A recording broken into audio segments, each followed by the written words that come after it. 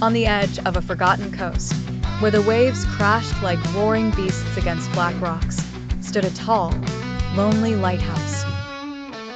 For nearly a century, it had guided ships away from the deadly cliffs and into the safety of the harbor. Its light, a golden eye in the night, had saved countless lives. But now, the world had changed. Ships had GPS, satellites watched the oceans, and no one needed the lighthouse anymore, except for Thomas Gray. Thomas was the last lighthouse keeper. He had lived in the lighthouse for 35 years, alone, since his wife died and his only son moved to the city.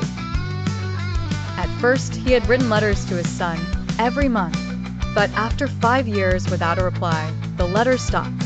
All he had now were the waves, the wind, and the light. Every evening, Thomas climbed the 97 steps to the top and lit the lamp by hand. It was a ritual, a promise. Though ships no longer needed the light, he believed the sea still did.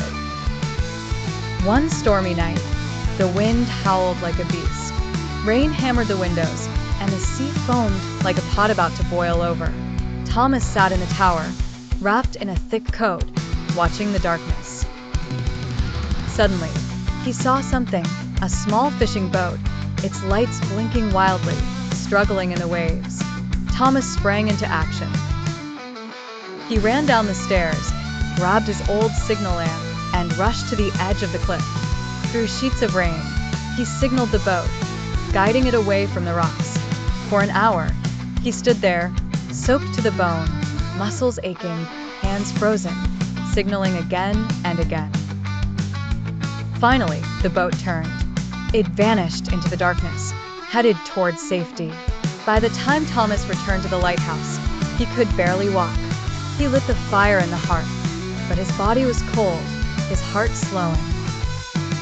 The next morning, the Coast Guard found him in his chair, eyes closed, a peaceful expression on his face.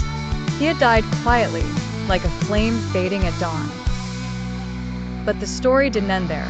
A week later, a young man arrived at the lighthouse. He was thin, with tired eyes and a rough beard. His name was Daniel Gray, Thomas's son.